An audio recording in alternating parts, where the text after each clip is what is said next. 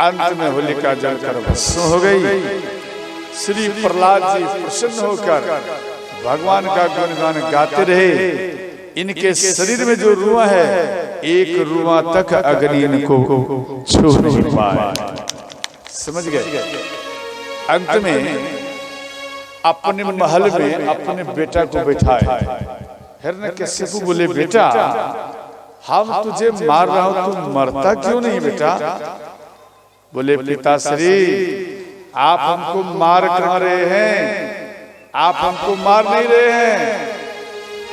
जो आपके हृदय में रहकर हमको मारते हैं, वही हमारे हृदय में रहकर हमको बार बार बचाते हैं। आप मार कहाँ रहे? बोले, अच्छा, हरि व्यापक सर्वत्र समान, अर्थात भगवान हर जीव में है। यहाँ प्रहलाद जी कहते हैं, हरि व्यापक सर्वत्र समान, हरि व्यापक सर्वत्र समान, मते प्रगट होई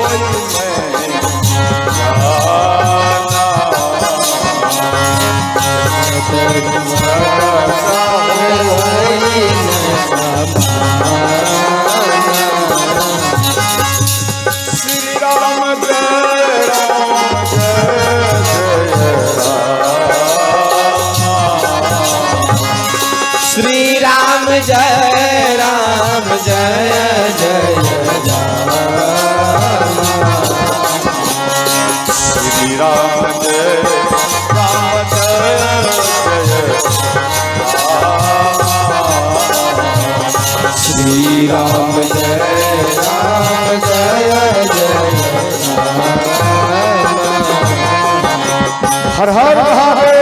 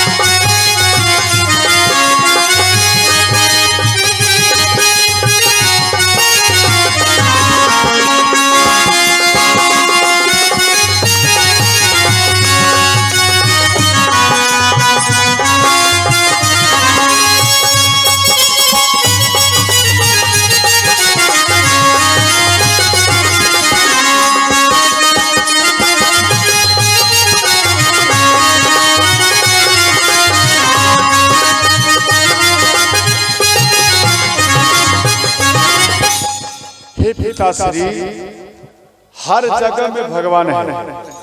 ऐसा नहीं यहाँ है वहाँ नहीं है, ऐसी बात नहीं। भगवान तो हर जगह है। तो हिरण्यकशिपु बोले कि बेटा, क्या तेरा भगवान इस खम्भे में भी है? नहीं समझे? क्या तेरा भगवान इस खम्भे में भी है? बोले, पिताश्री भगवान इस खम्भे में भी हमको दिखाई देते। बोले, अच्छा। तो हाथ में गादा लिए, समझ गए, और एक गादा इन खंभे में प्रहार किए। जैसे ये गदा प्रहार किए तो खामा में से नरसिंह भगवान प्रकट हो गए। बोलो नरसिंह भगवान की जय हो। चलो, राधे राधे। माता लोग रामपुर से, यहाँ कई माताएं अभी है। आज मालूम पड़ेगा कितना माताएं रामपुर से आती हैं। समझ गए? ये लोग डबल लाभ उठा रहे हैं और इधर का भी व्यक्ति कुछ उठाते थे डबल लाभ। क्या माता आप लोग गई थी वहां? तब तो ध्यान देना, आप अपने शरीर में, आप अपने आत्मा को जितना भगवान राम की कथा सुनाएंगे उतना आपका बल बढ़ेगा, अर्थात आपका भक्ति बढ़ेगा श्रोता। यहाँ जैसे ही गदा प्रहार के नरसिंह भगवान प्रकट हो गए, और नरसिंह भगवान जब प्रकट हुए तो इनको देखकर हिरण्यकशिपु भागे। तो नरसिंह भगवान थोड़ा आगे बढ़कर उनको ठीक जगह पर उनको पकड़ लिए। ठीक जगह क्या, ना अंदर ना बाहर, ठीक स्थान पर उनको पकड़ लिए जहां इनका मृत्यु होने वाला है। और उनको पकड़ कर जैसे बिल्ली समझते, बिल्ली चूहा को पकड़ती ना, ठीक उसी प्रकार से नरसिंह भगवान हिरण्यकशिपु को पकड़ लिए और अपने जंघा में सुलाए। बोले बेटा अब कहाँ भागेगा, अब तो तेरा मृत्यु निश्चित है। बोले आप हमको नहीं मार सकते। बोले क्यों?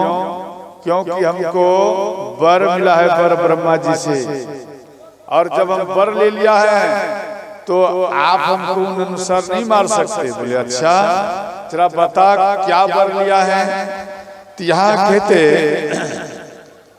कि ना हम पृथ्वी में मरूंगा ना आकाश में।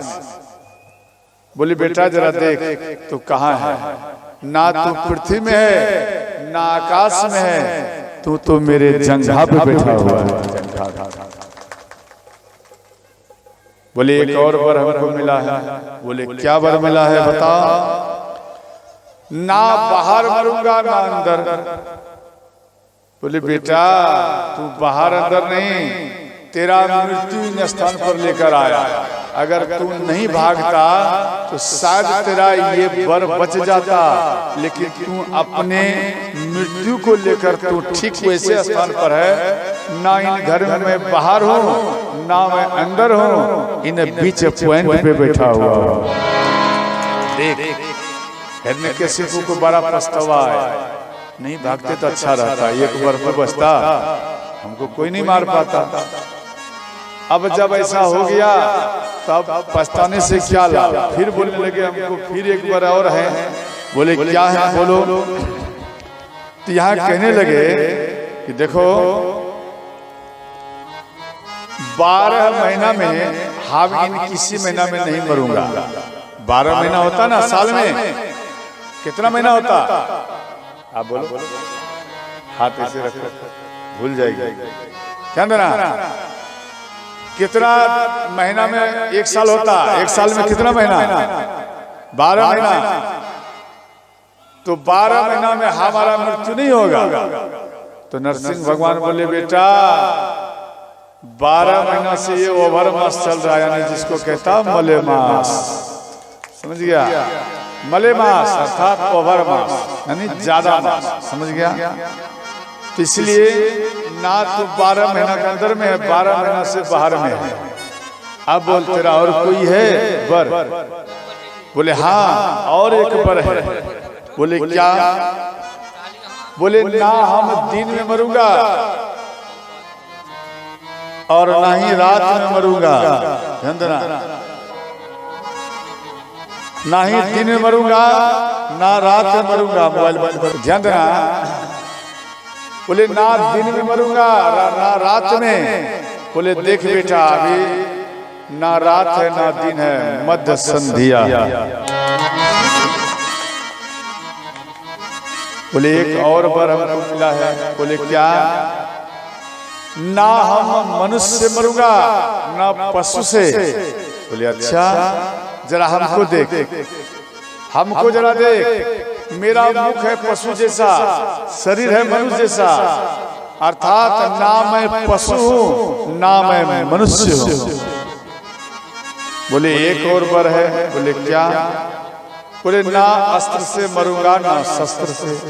बोले अच्छा देख मेरा ये हाथ देख, मेरा ये नख देख, ये नख ना मेरा अस्त्र है ना शस्त्र है।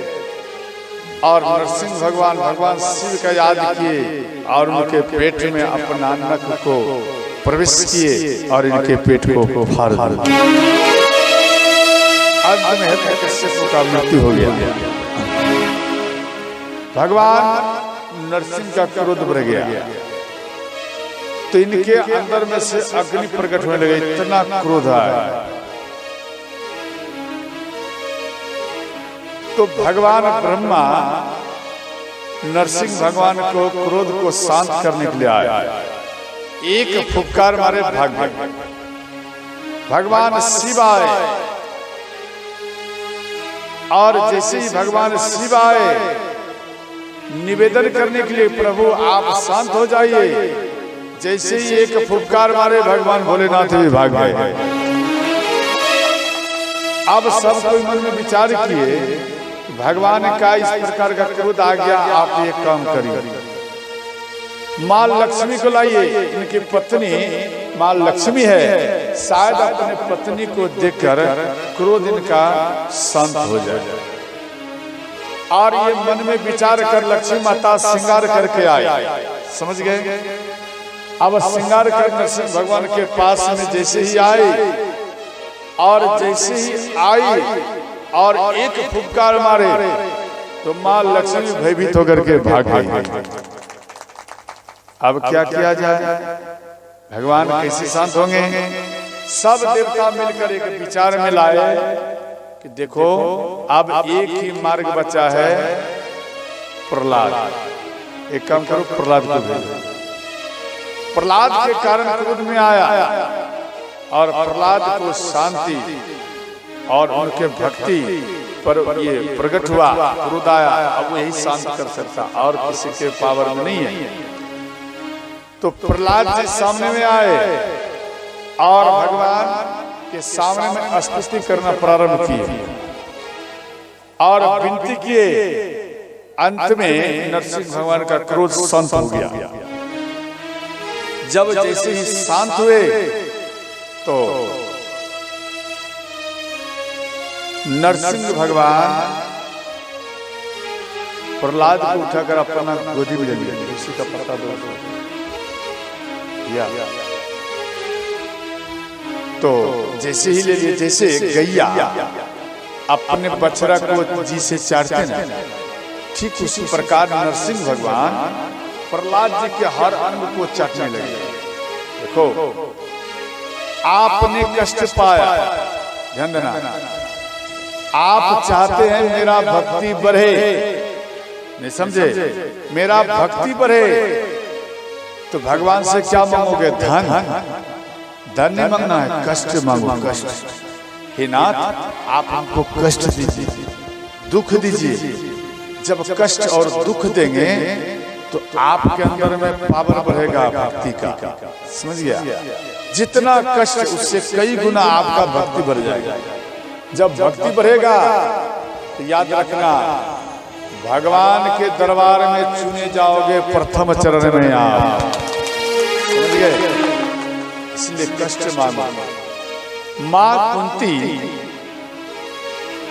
जब भगवान श्री कृष्ण महाभारत पूर्ण कर मां कुंती के पास में भगवान श्री कृष्ण आए, बुआ अब हम जा रहे हैं द्वारिका, तो बुआ कुछ मांग लो। बोले, हे मधुसूदन, आज आप जा रहे हो, अगर आप मेरे ऊपर प्रसन्न है, कुछ देना चाहते, तो आप एक काम करिए, इन संसार में जितना दुख है, कष्ट है, वो सब आप मेरे ऊपर व्याप दीजिए, अर्थात सब संकट और दुख हमको दीजिए। भगवान श्री कृष्ण के आंख भरा है। बोले, बुआ तेरा पूरा जिंदगी कष्ट में बीता, तेरा पूरा जिंदगी दुख में बीता है, और आज हम आपको कुछ मांगने के लिए बोले, तो आप ये क्या मांग लिए? आपको सुख मांगना चाहिए। तो मां कुंती बोली, हे मधुसूदन, जब सुख का घड़ी आया, जब हमारे अंदर में अब सुख का घड़ी आया है, तो आप कहते हैं कि हम आपको छोड़कर जा रहे हैं। हे मधुसूदन, जब मेरे ऊपर संकट था, तब आप मेरे बच्चों के ऊपर, मेरे ऊपर छत्र छाया के समान आप सदा परे रहे, छत्र छाया अपने रखे, स्वयं आप खड़ा रहे। और हे मधुसूदन, आज जब सुख हुआ, अब कष्ट सब हट गया, तो आप हमें छोड़ करके जा रहे हो, तो ये हमको सुख नहीं चाहिए, इससे अच्छा हमें दुख था तो वो अच्छा था। इस प्रकार से माँ कुंती रोने लगी, हे मधुसूदन, आप हमको दुख दीजिए, ताकि हम आपके दुख में डूब करके आपके याद को मैं करता रहूं, और कभी हमें सुख नहीं चाहिए। इसलिए आप हरदम में दुख मांगो भगवान से, कभी सुख नहीं मांगना चाहिए। जो सुख मांगता, ध्यान देना, उसके लिए दुख तैयार होगा 2 गुना। समझे? आप सुख मांगेंगे तो 2 गुना दुख तैयार होगा। आप कुछ नहीं, केवल भक्ति मांगेंगे तो याद रखना, इससे 4 गुना सुख तैयार होकर रहेगा, 4 गुना। इसलिए इन बात पर ध्यान रखना चाहिए। अब इधर भगवान श्री कृष्ण, श्री नरसिंह भगवान, इनका जीवा चाटने लगे। और अंत में देखो, जब चाटने लगे तो चाटते चाटते मन प्रसन्न हो गया। तो नरसिंह भगवान बोले कि बेटा, आप कुछ हमसे मांग लो। प्रहलाद को कह रहे हैं नरसिंह भगवान कि आप कुछ मांगिए। तो नरसिंह भगवान को डांट दिए प्रहलाद ही डांट दिए। ध्यान देना, आप देखो, भक्त भगवान को डांट रहे हैं और कह रहे ये भगवान का लक्षण नहीं है। तो नरसिंह भगवान, इनका मन छोटा हो गया, जे आज हम इतना कष्ट काटे ये प्रहलाद, और मेरा इच्छा था इनको मैं वर दूं, और ये उल्टा हमको डांट दिया, अब मैं किसको वर दूं? तो जब इनका मन छोटा हो गया, उदास हो गया, तो नरसिंह भगवान, ध्यान देना, इनके उदास को देखकर, इनके मन छोटा को देखकर, और ये इधर प्रहलाद जी मन में सोचे कि मेरे भगवान उदास हो गया, इनको प्रसन्न करने के लिए अब एक ही मार्ग है, जो कुछ हमें दे रहे थे वर में हम मांग, लेकिन अपने अनुसार मांग। तो श्री प्रहलाद जी बोले कि भगवान, आप कुछ हमें वर देना चाहते? बोले हाँ। तो मेरा मांग है जे आप मेरे मांग को पूरा करिए। बोले क्या है? बोलो, क्या वर चाहिए? बोले भगवान, आप एक काम करिए, हम आपसे ये वर मांग रहा हूँ, जीवन में, मेरे अंदर में, जीवन में कभी भी आपसे कुछ मांगने की इच्छा प्रकट ना हो, यही वर दीजिए। नरसिंह भगवान खुश हो गए और नाराज भी हो गए। बोले प्रहलाद, ये क्या मांगा? हम सोचे इतना खुश हम हो गए कि कुछ मांगेगा, आज तो जो मांगेगा हम उसको देंगे, और आज देख तू क्या मांग लिया, जो मांगने का कभी इच्छा न प्रकट हो, आप हमें यही वर दीजिए। नहीं समझे? ये भक्त का श्रोताओं लक्षण है, समझ गए? तो नरसिंह भगवान ये खंभे में प्रकट हुए, इसलिए यहाँ सखियां और भगवान राम के सरोज कहती हैं, ये कुत्ते के समान राम खड़े हैं। समझ गए? ये कुत्ते के समान खड़े हैं। यहाँ भगवान राम थोड़ा झटकन लगा, समझे? झटकन थोड़ा तेजी में चले तो सखियां कहती, जानती हो दूल्हे राजा तेजी में कैसे चल रहे हैं? बोले कैसे? बोले देखो, तेजी में दूल्हा चलैया के नाम, सखी है तेजी में दूल्हा चलैया के नाम, सखी है तेजी में दूल्हा चलैया के नाम, सखी है तेजी में दूल्हा चलय खुदा जैसे बंधन से पकड़ा भागल अपना, जैसे बंधन से पकड़ा भागय खुदा। हर हर महादेव।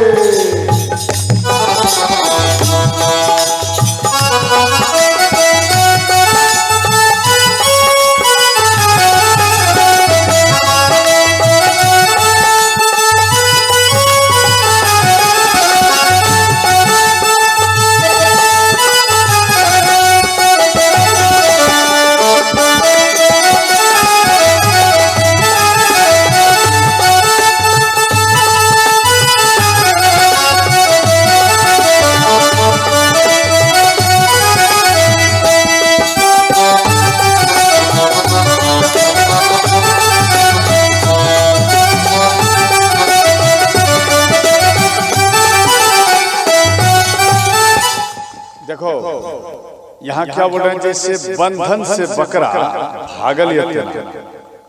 अब ध्यान देना, जैसे पाठा को पकड़ देते, समझ गया, और उनके आगे वाले चरण को घुमाकर पकड़ लेते, समझ गया, और दूसरा व्यक्ति क्या करते, उनके गला में रस्सी लपेट देते, समझे, गला में रस्सी लपेट दिया और वो उधर घिसता, समझे, वो उधर खींच रहा है, एक इधर खींच रहा है, और उनको एक काटने वाला अलग है। अच्छा एक बात बता, ये जबरदस्ती काटने का हुआ या प्रेम से काटने का, बता। जबरदस्ती ये काटना अच्छा है क्या? तो आप अपने समाज में रुकावट बनाते क्यों? आपके अंदर में पावर नहीं है?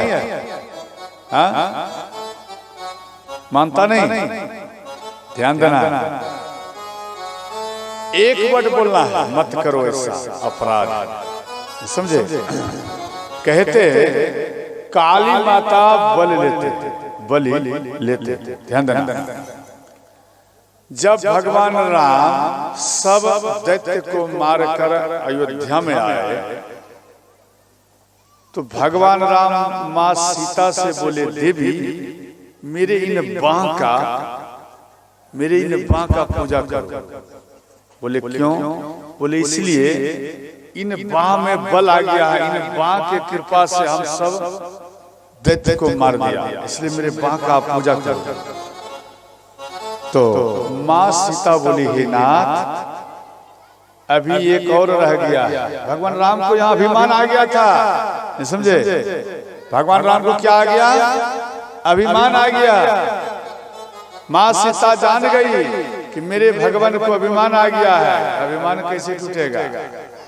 तो माँ सीता बोली, हे नाथ आपके बाँ का हम पूजन करूंगी, ये बिल्कुल सत्य है, हम करूंगी, लेकिन अभी एक दैत्य रह गया, आप पहले उनको मार कर आएंगे। बोले अच्छा बता जरा वो कौन है? सहस्त्रा बाहु। ध्यान देना, एक सहस्त्रा कवच अलग है, एक सहस्त्रा बाहु अलग है, समझ गया। तो सहस्त्रा बाहु के पास में भगवान राम युद्ध करने के लिए गए। तो सहस्त्रा बाहु पूजन कर रहे थे, उनके पास में किसी ने आके कह दिया कि भगवान राम अयोध्या से आपको मारने के लिए आया, अपार संख्या में, लक्ष्मण जी भी हैं।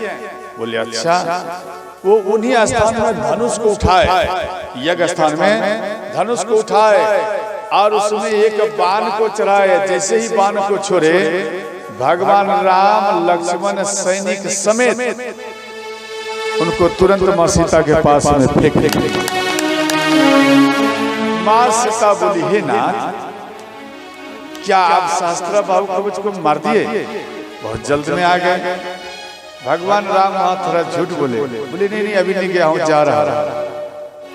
फिर भगवान राम युद्ध करने के लिए गए। फिर ये बात उनको मालूम पड़े तो सहस्त्रा बाहु फिर धनुष पर बाण चढ़ाया और इनको बांध दिया शेषनाग से, समझ गया, दोनों भाई को बांध दिया। अब जमीन में पड़ा हुआ और सब सैनिक बैठे अब ये समय, ये सूचना लेकर हनुमान जी को तो कोई बंधन नहीं मान सकता। हनुमान जी ये सूचना लेकर माँ सीता के पास में आए। माँ सीता को ये सारा बात बताए। माँ सीता दुर्गा माता का रूप धारण किया। ध्यान देना, आप जो पूजा करती हैं पहले काली माता आती है या दुर्गा माता? बोलो हाँ या नहीं? कौन आते? दुर्गा मैया नहीं आती क्या? पहले आते ना, तो जोर से क्यों नहीं बोल? अरे हम बहिरा हैं, हमको सुनाई नहीं देता, जरा जोर से बोल। समझ गए? पहले किनका पूजन होता है? माँ दुर्गा का। तो पहले माँ दुर्गा का रूप धारण की माँ सीता। ध्यान देना, कोई दूसरा नहीं, स्वयं माँ सीता।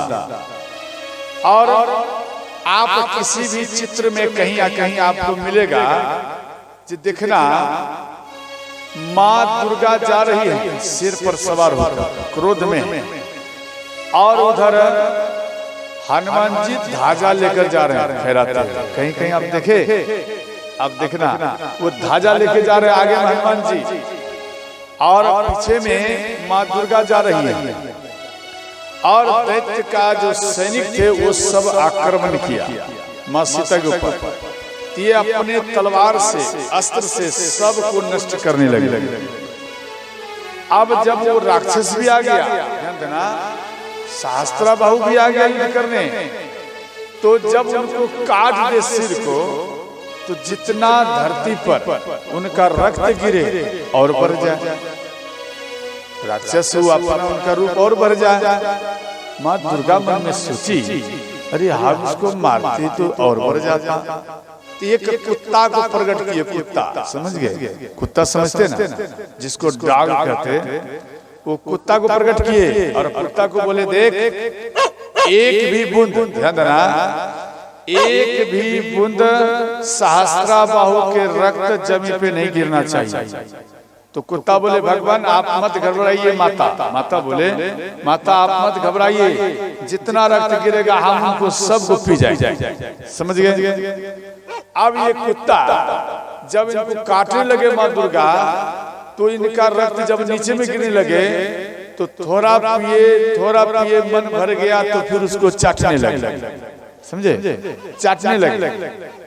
और जब चाटने लगे तो माँ दुर्गा नाराज हो गई। बोले ऐसा क्यों? बोले माँ मेरा मन भर गया, अब नहीं चाहिए। तो वहां पर माँ दुर्गा श्राप दिए कि आज के बाद तेरे अंदर में पीने की क्षमता फेल हो जाएगा, केवल चाटने का ही क्षमता बढ़ेगा। तभी से कुत्ते में देखना, वो कभी देखा है गिलास में पानी लेकर पीते, या जैसे भैंस है, गैया है, पानी पीती ना, क्या उस प्रकार से कुत्ता पीते?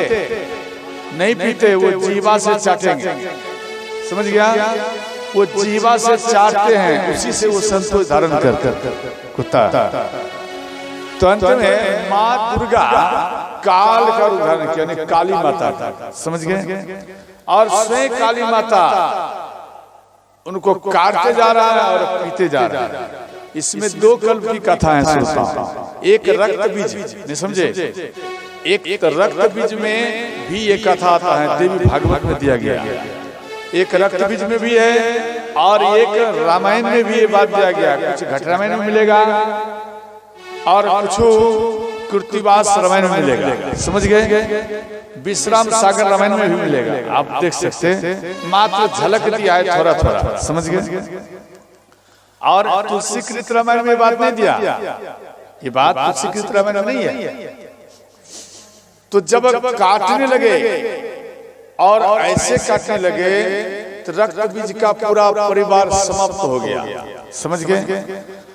अब जो भी व्यक्ति निर्दोष मिले उसको भी काट कर माँ काली संहार करने लगे, क्रोध में आ गए। सारा देवता त्राहिमाम हो गए, जब माँ काली कैसे क्रोध का शांत हो। तो अंत में माँ काली के सामने में भगवान शिव आए। भगवान शिव सामने जैसे आ रहे हैं, वो जमीन में लेट गए और माँ काली जैसे ही चरण को रखी, इनको कुछ मालूम, और जैसे ही रखी और नीचे में से शेषनाग फुफकार किए। माँ काली को जैसे ही फुफकार किए तब माँ काली नीचे में ध्यान दिए। जैसे ही नीचे में दिए तो यहाँ देखे भगवान शिव मेरे चरण में यानी लात लग गया है, समझ गए। अर्थात माँ सीता के इष्ट हैं कौन? भगवान शिव, समझ गए कौन है? तो इष्ट हैं। अब मानो आपका चरण इष्ट देवता के शरीर पर पड़ जाए तो आपको कष्ट होगा या नहीं? तो उसी में माँ काली जिह्वा निकाली। जी हमसे बड़ा गलती हो गया। वही जिह्वा साधु संत चित्रपट में प्रकट किया, जो जिह्वा के प्रकट में आप माँ काली का दर्शन करते हैं। समझ गए। इसके बाद तो क्रोध शांत हो गया। माँ सीता बोली, भगवान शिव बोले कि हे माता, अब जिनको आप मारने के लिए क्रोध में आई थी वो सब समाप्त हो गया।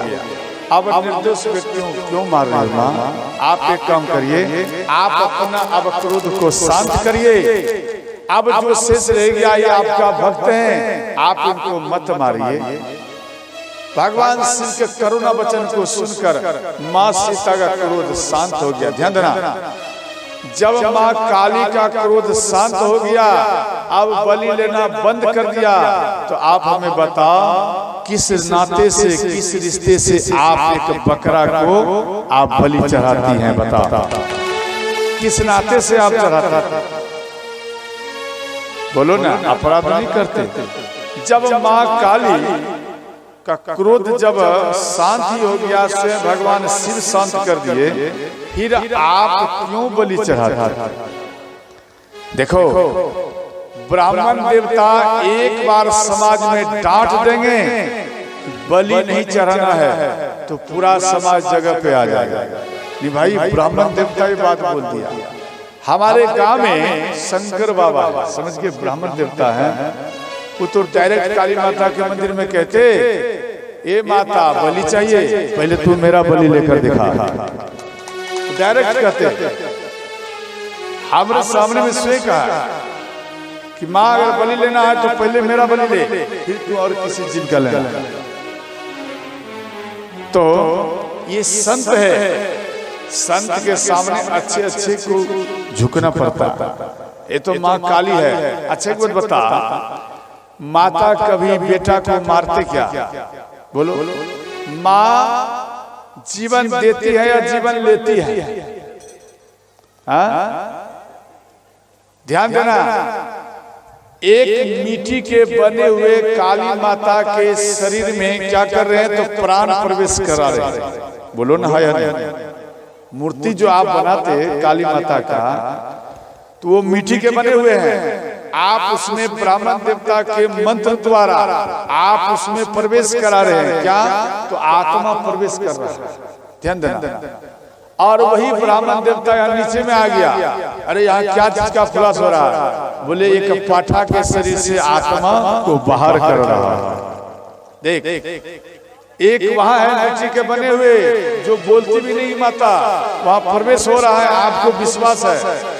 और जो बोल रहे हैं कि माँ हमें बचा, माँ हमें बचा, और आप 3 व्यक्ति मिलकर उसका हत्या कर रहे हैं, तो काली माता कभी आपको क्षमा नहीं करेंगे। समझ गए? इसलिए कहते ना, दोष लगाए महारानी। समझे?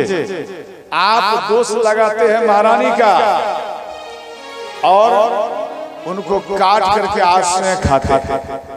हत्या हत्या सब डरे, हत्या रही डरा, बड़ा हत्यारा जानिए जो हत्यारिणी को खा। हत्या हत्या सब डरे। मानो आपके नगर में कोई हत्यारा व्यक्ति है, एक व्यक्ति दूसरे व्यक्ति को मार, समझे? जिसको कहते हैं क्रिमिनल। समझ गया? आप उससे डरते हो या नहीं? डरते हैं। तो यहाँ आप अपराध किया। जहां में डरना चाहिए वहां नहीं डरते, और जहां में नहीं डरना चाहिए आप वहां डरते। समझ गए? तो वो 12 हत्यारा है आपके समझ में, लेकिन वो 12 हत्यारा नहीं है। 12 हत्यारा वो है जो हत्या करके और रीनी, रीनी मना बनाना, नहीं कहते सब्जी को रीनना पड़ेगा, तो रीनी, रीनी मना बनाना। अर्थात एक जगह काली मैया के दरबार में हम कथा कर रहे थे और हम अनायास बाजार चले गए। समझ गए?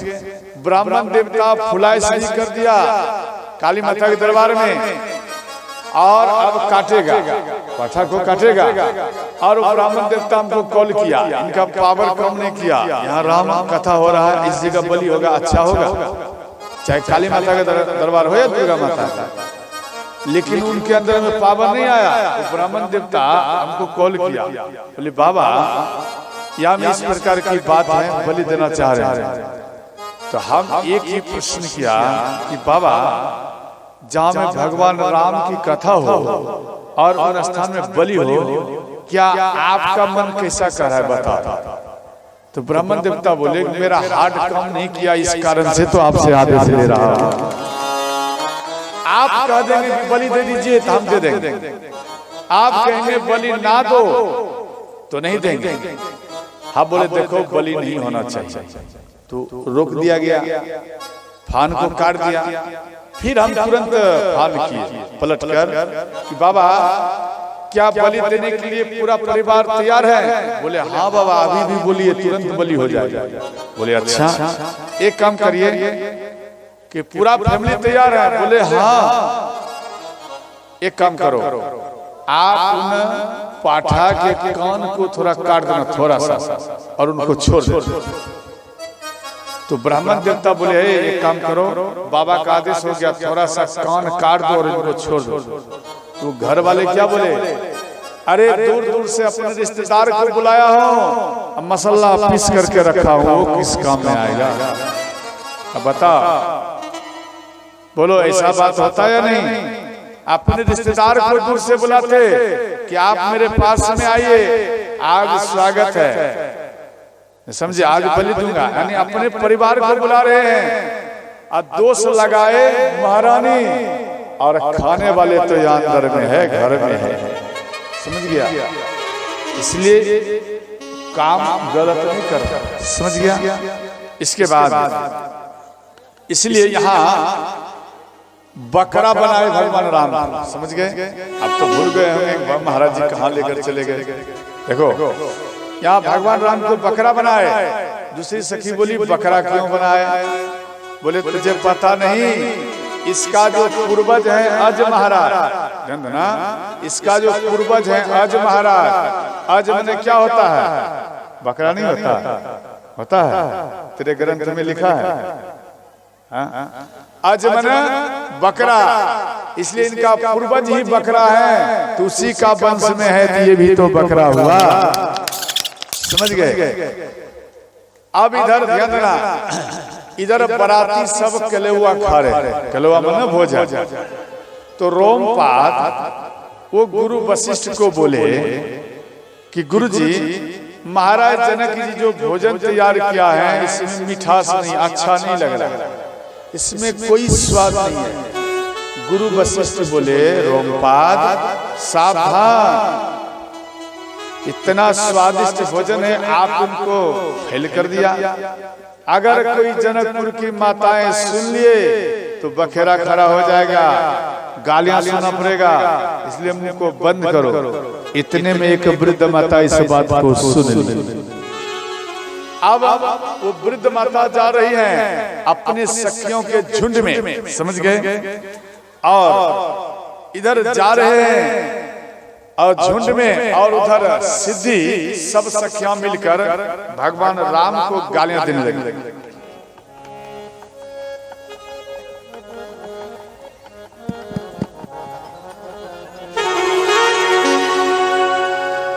राम जी से पूछे जनकपुर के नारी, बता दब, ओ बता दब, लोग बातें काहे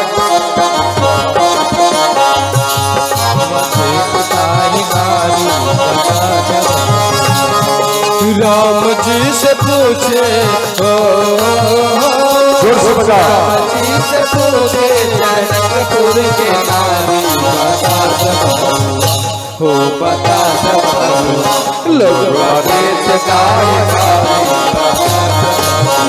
लोग देश गाए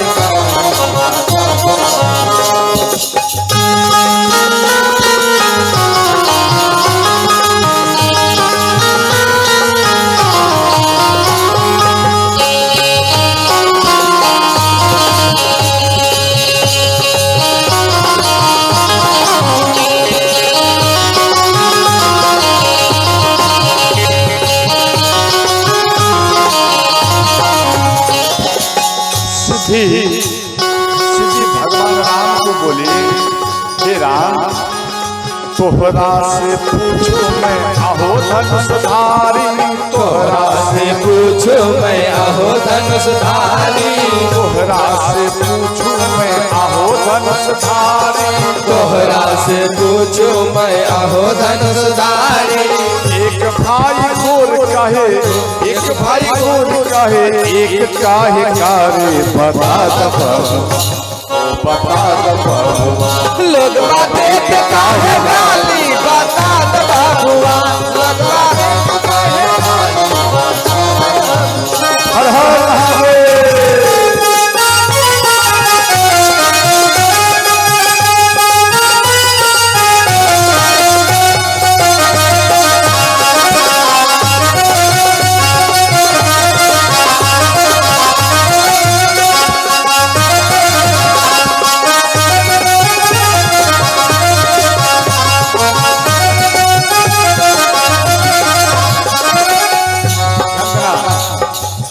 वहां पे वृद्ध माता आई।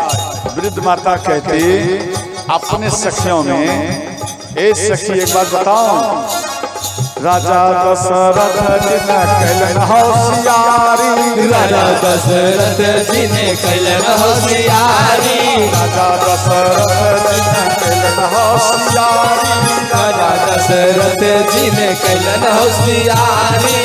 एगो मरद पर तीन तीन गो नारी बता हुआ लोग बातें काहे गारी, लोग बातें पे काहे गाली बता दबा हुआ। हर हर महादेव।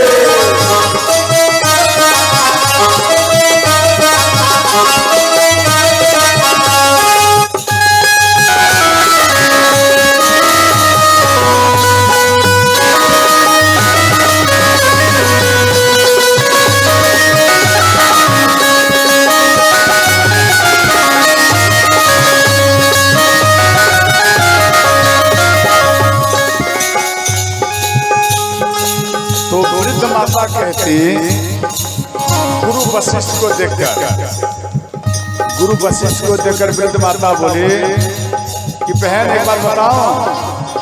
बोले बताओ।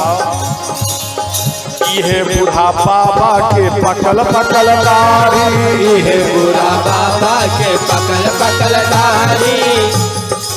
जैसे ही अब आप बोले तो गुरु वशिष्ठ रोमपाद को बोले, रोमपाद तेरे कारण देख हमको गालियां सुनना पड़ रहा है।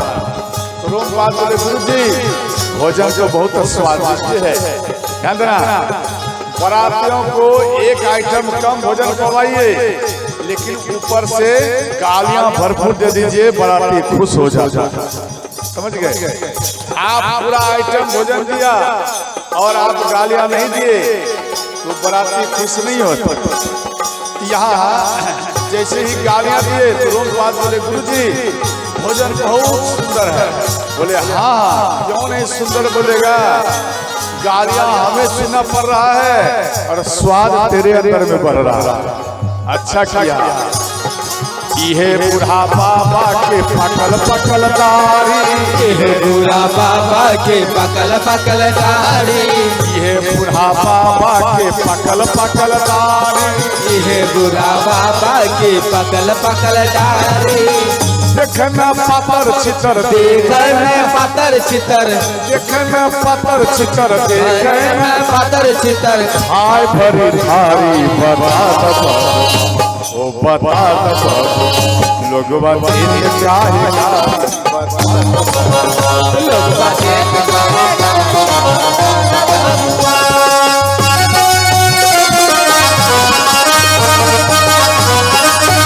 हर हर महादेव।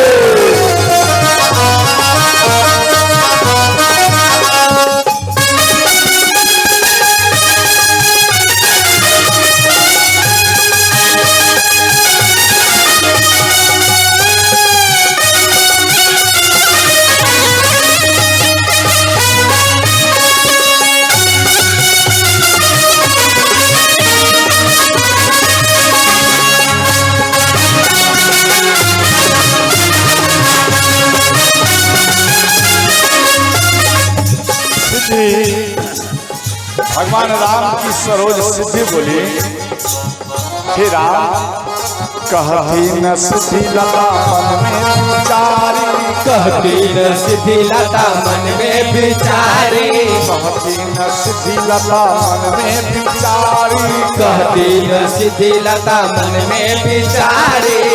हम सब लागै छी तोहर, हम सब लागै छी तोहर, हम सब लागै छी तोहर, हम सब लागै छी तोहर, सरोज सारी बता दो बबुआ, हो बता दो बबुआ, लोगवा देख काहे ना लगवा दे बता है गाली, बता दो बबुआ। राम जी से पूछे हो, राम जी से पूछे जनकपुर के नारी बता दो बबुआ, तो बता दो बबुआ, लगवा दे बता है गाली, बता दो बबुआ, लगवा दे बता है गाली, बता दो बबुआ, लगवा दे बता है गाली, बता दो बबुआ, लगवा दे बता है गाली, बता दो बबुआ, लगवा दे बता है गाली, बता दो बबुआ। बोलो जुगल जोड़ी सरकार की जय हो। ध्यान देना। नित्य उठी विदा अवधपति मांगा, राखहि जनक सहित अनुराग।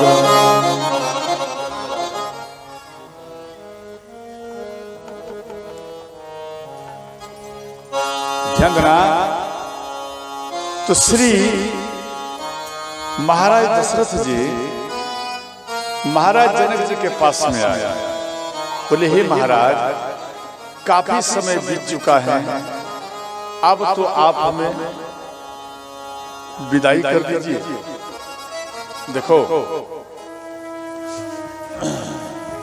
आपकी बेटी जन्म लिया, जन्म से धीरे धीरे बड़ा हुआ, वो बड़ी हो रहे हैं और माँ और पिता के लिए वो अभी भी बच्ची है, समझे।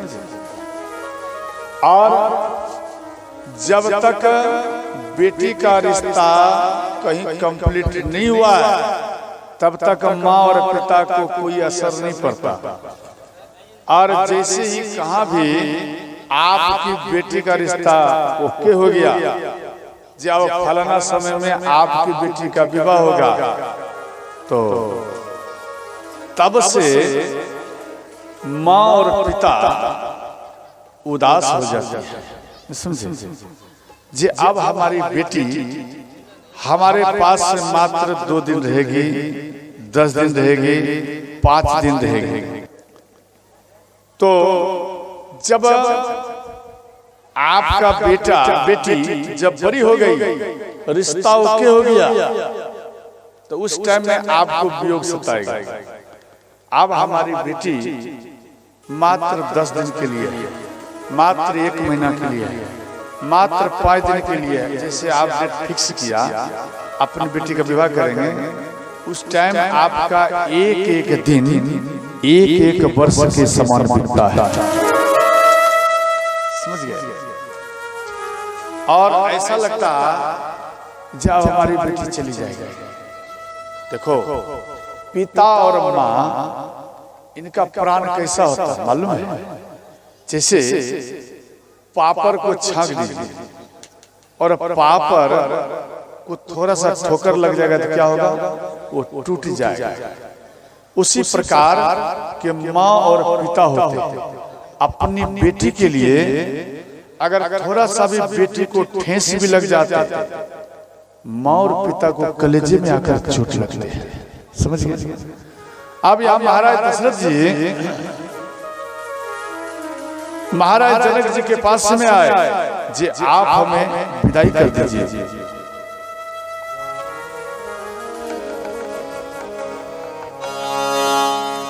नित उठी पिता अवधपति मांगा,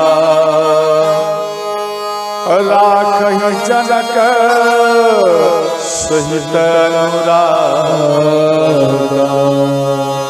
हे महाराज आप हमें विदाई कर दीजिए। इस बात को सुनकर महाराज जनक जी उदास हो गए। महाराज जनक जी कहने लगे, हे महाराज आप जाएंगे ठीक, आप जाना, कुछ दिन और रह जाइए।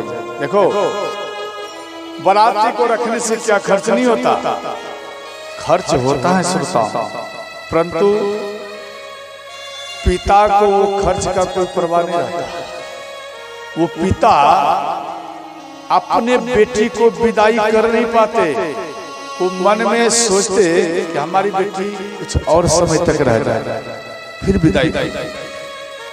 और जब आप विवाह कर दिया बेटी का, तो जैसे ही आप विवाह कर दिए तो जैसे ही कभी कभी देखना कुछ लड़के पात्र ऐसे होते, सूर्य उदय ठीक से नहीं हुआ और बेटी का विवाह का नियम जो होता ना विधि व्यवहार, वो भी ठीक से नहीं हुआ और वो तुरंत बोलेगा ए जल्दी में विदाई करो, लड़ जाता।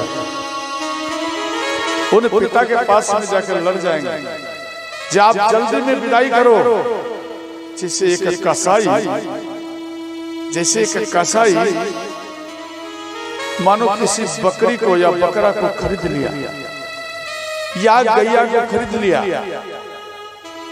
उनके गले में अपना पट्टा बांधा रस्सी और उसको कैसे खींच कर जाते हैं, जैसे यमराज खींचते ना, यमराज उसी प्रकार से उनको खींच कर ले जाता है। और वो गैया रोती है, वो अपने परिवार के लिए रोती है। उनका परिवार कौन है? उनका परिवार वो है जिनके बीच में वो खेल कूद कर धीरे धीरे गैया बनी हुई, उनका वो परिवार है। उसी प्रकार से बेटी है, वो बेटी का परिवार वो है जिन्होंने जन्म दिया और धीरे धीरे आंगन में गोद में वो बेटी धीरे धीरे बड़ी हुई। और वो बेटी जब बड़ी हो गई और उनको जबरदस्ती में खींच कर ले जाता, अब विवाह हो गया, आपको इससे क्या लाभ, आपको इससे क्या मतलब है? आप बेटी को जल्दी में विदाई करो, ऐसा लड़ने लगेगी। और वो माँ चरण पकड़ लेती है कि कुछ दिन और रहने दीजिए। और वो पिता अपने बेटी का रूप को देख करके वो पिता रोने लगता, अपने बेटी को दूर ना करो। वो पिता अपने बेटी को रोकने के लिए उनके ससुर अर्थात अपने समधी साहब के चरण को पकड़ लेते और कहते, समधी साहब इतने दिन रह गया, थोड़ा दिन और रह जाएगा। इस प्रकार से माँ और पिता झुक जाते बेटी के लिए। और यहाँ महाराज जनक जी झुक गए। फिर दूसरा दिन आए कि आप हमें विदा कर दीजिए, तो जनक महाराज दशरथ जी के चरण पकड़ और बोले हे महाराज कुछ दिन और रह जाए। तो अंत में इधर महाराज जनक जी के पास में महाराज दशरथ जी फिर दोबारा आए। गुरु विश्वामित्र, गुरु वशिष्ठ और सतानंद, गौतम ऋषि, अहिल्या माता, इन दोनों के मिश्रण से एक बेटा प्रकट हुआ सतानंद मुनि। वो सतानंद मुनि जनक महाराज के पुरोहित थे। वो सतानंद मुनि आए और महाराज जनक जी को समझाए, बोले हे महाराज एक ना एक दिन बेटी को विदाई करना पड़ता है, इसलिए अब तो आप अपनी बेटी को विदाई कर दीजिए। सबके बात को ये मान लिए। अंत में ये बात आकर के अपनी पत्नी सुनैना के पास में आकर बोली। सुनैना सुन करके रोने लगी और ये नगरवासियों में ये बात फैल गया। नगरवासी सब कोई सीता सीता कहकर रोते हुए और जनक महाराज के महल को सुरपाओ। और इधर मां सुनैना अपने बेटी सीता को गोदी में ली। बोले बेटी आप ससुराल जा रही हैं, आप बेटी जाओ, लेकिन इन मां को कभी अगर बेटी आपको समय मिले, आप अपने ससुराल में काम काज करना। मानो जब तुझे थोड़ा समय मिलेगा तो इन माँ और इन पिता को एक बार याद करना, और इन माँ और पिता को आप कभी भूलना मत। देखो आपके पास में परिवार है, आपके पास में पूर्ण फैमिली है, आप जी लेंगे। लेकिन एक बेटी के पास में कोई फैमिली नहीं है। वो एक बेटी एक अदर स्थान में जाकर आपकी बेटी वहां रहेगी। कभी कभी ससुराल वाले से मानो नहीं रटा पटा तो वो आपकी बेटी को डांटेंगे। और कभी कभी ऐसा स्थान में होते कि पति दारू पी करके आता, जब तक विवाह नहीं हुआ ये बात को कोई नहीं जान पाया जे लड़का दारू पीता, परंतु जब विवाह हो गया सब बात प्रकट हो जाता। और एक पिता को बेटी नहीं कहते कि मेरे पति दारू पीते। क्यों? इसलिए नहीं कहती क्योंकि मेरे पिता हमको विवाह किया, इतना कष्ट से जमीन जायदाद को बेचकर हमारे पिता विवाह किया, और अगर मेरे पिता इस बात को सुनेंगे तो मेरी माँ और मेरे पिता टूट कर गिर जाएंगे। इसलिए इन बात को शेयर नहीं करते, इन बात को बेटी छुपा लेती है।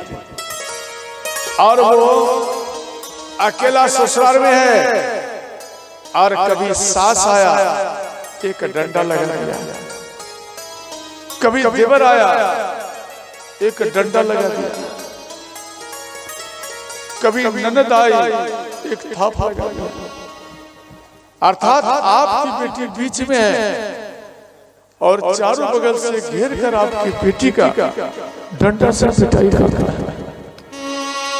अरे सब कोई मार रहा है तो चलेगा, लेकिन जो जीवन साथी बने अगर वो आपके बेटी को मानो डंडा से पीटता है तो वो बेटी जीते जी वो नरक।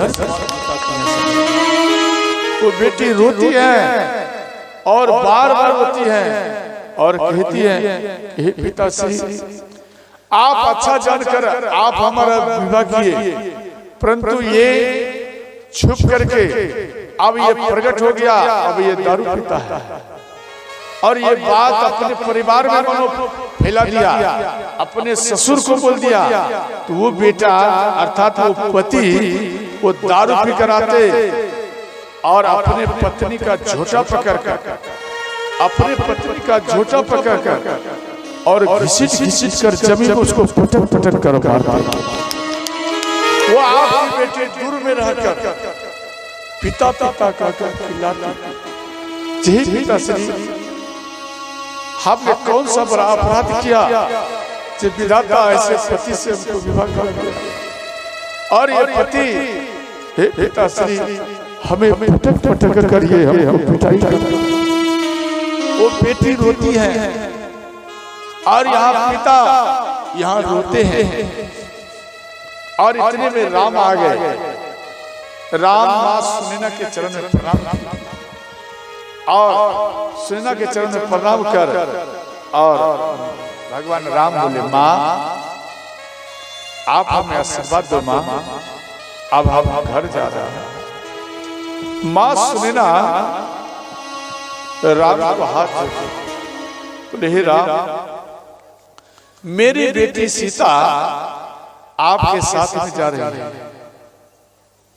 अगर मेरी बेटी सीता से मानो अनायास किसी प्रकार की त्रुटियां हो जाए, गलतियां हो जाए, तो आप मेरी बेटी सीता को आप कष्ट मत देना, आप उसको दंड मत देना, उसके बदले में क्षमा स्वयं मैं मांगती हूं। माँ बेटी के स्वेच्छा के लिए, उनके रक्षा के लिए माँ झुक जाती है और राम के चरण में गिर गई। माँ सुनैना राम के चरण को पकड़ लिए और बोले, हे राम मेरी बेटी सीता को आप क्षमा कर दो। भगवान राम तुरंत अपनी माँ के हाथ को पकड़ लिए और बोले, माँ आप मत घबराओ, हम सीता को अपने प्राण से भी ज्यादा प्रेम दूंगा और कभी कष्ट नहीं दूंगा। जब माँ सीता स्वयं अकेली वनवास जा रही थी, एक धोबी के कहने पर